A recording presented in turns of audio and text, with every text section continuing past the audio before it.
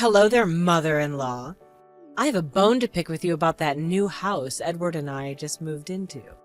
Can you please explain why you sent us this enormous box of stuff that you never asked us about?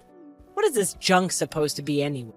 Sure, the room is not being used for anything right now, but we have big plans to use it when we have a child. What? Are you referring to the stuff I sent you 2 days ago? Well, I talked to my son and he agreed to let us store it there for a short while since you guys had no immediate use for it. Yeah, well, it's taking up a lot of space in that room, and I have a different vision.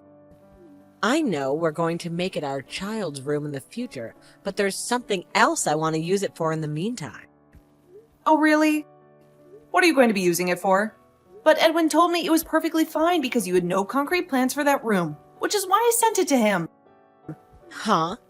It's none of your business what I intend using the room for. And besides, it doesn't matter whether Edwin gave you permission because I never gave you permission.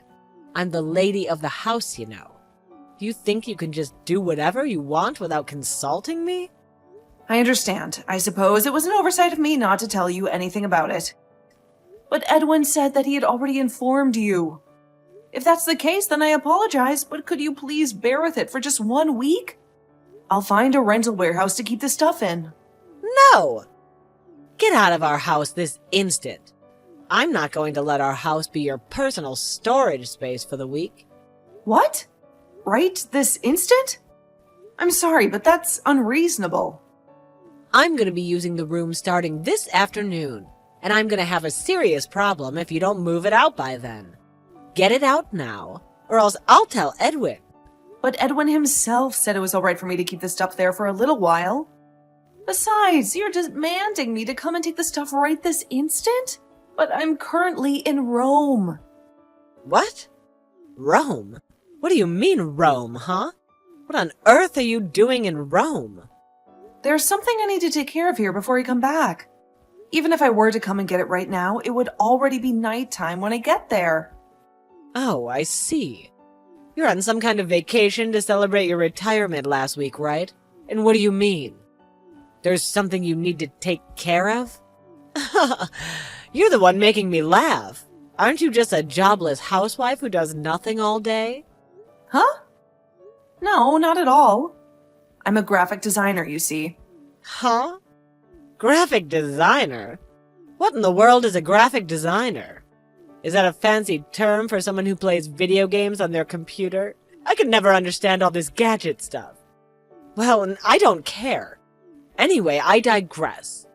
You won't be able to get it today, right? Yes, I'm afraid not. So could you please just wait until I come back next week? Please help me, Maya. No, I can't wait till next week. I told you. I will be using this room this afternoon, right? My parents are coming over. That's why you need to move this stuff right now. Fine, if you don't come right away, then I'll throw it out in the yard. What? Throw it all? Are you serious, Maya? And wait a minute, what if it starts raining? There are machines inside the box that can't get wet. I don't know, it's not my problem. It's your problem, so handle it yourself. Well, I'm just gonna flick it out of the second-story window now. Huh? Couldn't you at least carry it outside? Why the hell do you need to fling it out of the window? There are expensive computers and other appliances inside the box that are going to break if you do that. So please, don't touch the box. I can't imagine how it's terrible when they're broken. It's your fault for sending us this massive box of stuff without my consent. I need to go throw it out now, so goodbye. Dustin, please answer me right now. I need to talk about something very important. It's a nightmare. Mom, what's wrong? What makes you feel so anxious right now? Our stuff that I sent to your brother's new house to be stored in is going to be thrown out by Maya. She said she's actually going to be using the vacant room from this afternoon. And so I need to take the stuff out right away. I'm in Rome, as you already know. So could you go and stop her for me? She said that she was going to fling them out of the second-floor window. Our computers are doomed to be smashed if she does something like that. Hold on a second, Mom. What? How? What do you mean? She's going to fling our stuff outside the window? Are you kidding me? Didn't Edwin tell her that we'd be keeping the stuff there temporarily? What in the world is she thinking? I don't know the details, but it seems that Maya had no clue what the stuff was. She said she can't just let it stay in the room, so she's going to toss it in the yard. Seriously? Is that woman insane or what? I told you, it was a horrible idea for Edwin to marry a woman like that. Could you go and check on their house quickly? Hurry, before she tosses it out. I'm worried that something terrible will happen. All right, I'll try to get there as fast as possible. Mom, I was too late. I'm sorry. But What? sealing the cardboard box was fine, but the work computer and other such electronics are all shattered to pieces. Huh? Please say that just a dream. Oh my god, I can't believe it. All the data is backed up in the cloud, so that's not a problem. But this stuff was very costly. I can't work without a computer, so I guess I'll have to buy a new one. But we're going to be needing the money soon. What a disaster, Dustin. Anyways, could you please take care of the business with the real estate company as planned, Mom? I'll tell my brother about what happened and ask him to pay for the damages his wife caused. All right, I'll handle it. Now, I can't believe that these things happened. How awful today is. I understand. Anyways, thanks, Mom. I suppose I'm going to have to clean up this mess in the yacht now. We probably need to rent some kind of storage room for a while. I'll do that. Don't worry, Mom. We probably need to rent a truck as well. Okay, thank you, Dustin. If I don't have you, I won't know how to handle this mess. Mom, you need to pay attention to what I'm about to tell you. I just had a very shocking and horrifying conversation with Edwin. How did he react? What did he tell you? Well, you're going to be speechless by this. But Edwin is actually in Sicily right now. He left for a business trip yesterday, and he's stranded there for an indefinite amount of time. Can you even wrap your head around that? What? Are you kidding me? No, Mom, I'm not kidding. I begged him to come back home as soon as possible. But he said there were barely any flights available. And the earliest he can get here is in 3 days. What? That's not the worst part. He also said that he finally revealed to Maya about our situation. But he asked me to leave our stuff in that room for now because they were planning to use it as a nursery for their future child. Oh, I see. There's more, Mom. I made a daring decision to go to the new house earlier today, just to snoop on what Maya was up to. And? Did you notice anything odd? Yes, Mom, I did. There was a man and a woman around your age who entered the house with enormous boxes in their hands. A man and a woman my age? Yes, Mom. I'm absolutely certain they were Maya's parents. What? It's true, Mom. I recognize them because I went to the house with Edwin a few times before to ask for their approval for our marriage. So I know what they look like. It was unmistakably them. Maybe they're just dropping by. Really, Mom? Do you think that's normal? They brought so much stuff with them that it looked like they were settling in. And this is right after she threw away our stuff. I think she's trying to exploit the fact that Edwin is away. I have a terrible feeling about this, Mom. Something is very wrong. Mom, can you believe this? Dustin came here and snatched away all your stuff, mother-in-law. Yes, he did. Dustin's stuff was also in there as well, so he had every right to. No way! You can't be serious. Really? Are you telling me that I was this close to being fooled by your devious scheme to torment me and destroy my life? What are you talking about? What do you mean you were this close to tormenting you? Don't act innocent with me, you old hag. You sent me all this stuff without my approval. Took up a lot of space in your room. You were planning on barging your way into my house after that, weren't you? What? It's my parents who are going to be moving into our new house. They're the ones who are welcome here. Excuse me? That's the first time I've ever heard about this. Of course it is. I didn't tell you anything. Does Edwin know about this? He's currently on a business trip to Sicily, so I haven't told him yet. But I'm sure he'll agree with me.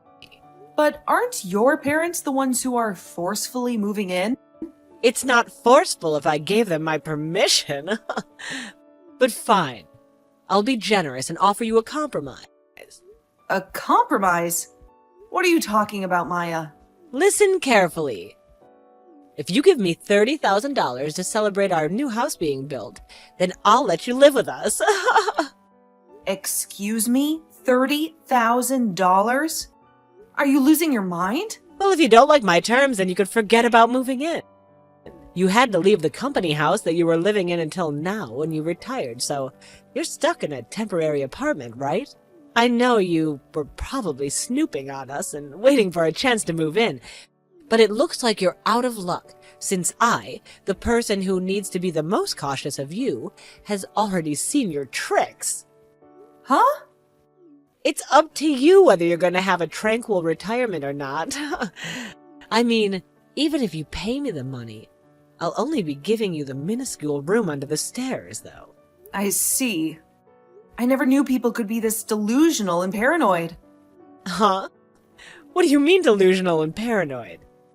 You're the one who's delusional and paranoid, mother-in-law, for thinking I wouldn't notice what you were trying to do. Ugh, I don't care anymore. It's pointless to explain anything to you. Oh, so you're giving up on moving in with us? Are you sure about that? How are you going to survive if you have no job? I have another son, Dustin, so I'm fine. And I do have a job, Maya. A very important one. Huh? You do? Are you joking? Anyway, good for you. For always getting along so well with your second son at your age. All right then, why don't you two just vanish from our lives already? All right, fine. But I'm going to be asking you for payment for the work computer and other stuff you broke soon. Hold on a second. What do you mean by work computer? You'll find out when you see the invoice I send you. Goodbye, good-for-nothing daughter-in-law. Hey, what's the meaning of this, mother-in-law? What do you mean I need to pay you $30,000? Oh, so you finally received the invoice I mailed you, Maya. I don't understand. Why do I need to pay you that amount of money? But it's all spelled out on the paper. What's so difficult to understand? The $30,000 is payment for smashing the 2 high-spec computers and the appliances that they came with, and also for business interference, because we weren't able to do any work because of your actions. What?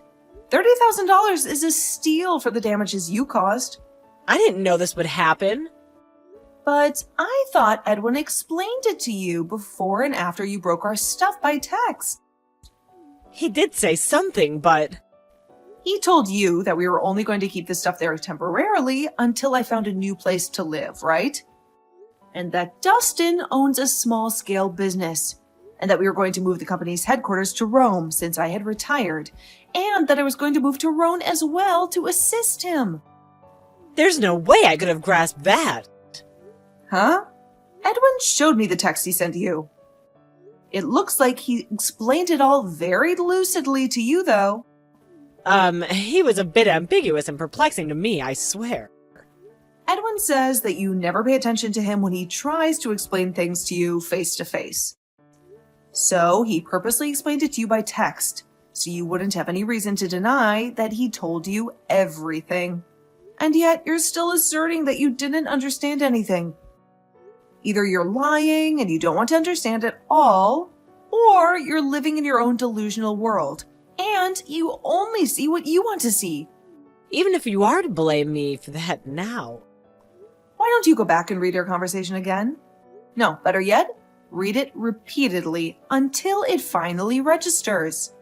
Please, can you forgive me this time? I know it's my fault now. So can you please? It's too late. It won't make any difference anymore. Mother-in-law, something terrible's happened. Oh my God, Edwin just divorced me. My parents already sold our house because we thought we'd be living in the new house. But now we have nowhere to go. And none of us have a job, so we won't be able to support our parents from now on. Please, mother-in-law, could you tell Edwin to get back together with me? I promise I won't do such a thing again. And I'll always do as he says. I admit I was wrong, so help us. Oh, hello, Maya. I'm not your mother-in-law anymore, so don't call me that. You say that you're sorry and that you won't do such a thing again. But how are we supposed to believe you? They say people deserve second chances, but us helping you would no longer be your second chance, but your 100th. This was your biggest and most flashiest mess up so far. But this isn't the first time that you've just ignored what Edwin told you and pretended not to understand him, right? Please, I know what I did was wrong. And I really do promise to change. Just give me one last chance. If I mess up again, I promise you'll never hear from me and see my parents ever again. Please help us. So sorry, Maya. Our family has already given you too many chances. Until now. Especially Edwin. He believes that you are a good person at heart and only seemed mean and arrogant. Which is why he married you against both my and Dustin's wishes. So don't expect us to help you when even Edwin has given up. What? But please, just one more chance. You see, I'm also currently in Rome. I'll be working at the CEO's company, so can you forget about the $30,000, please? What?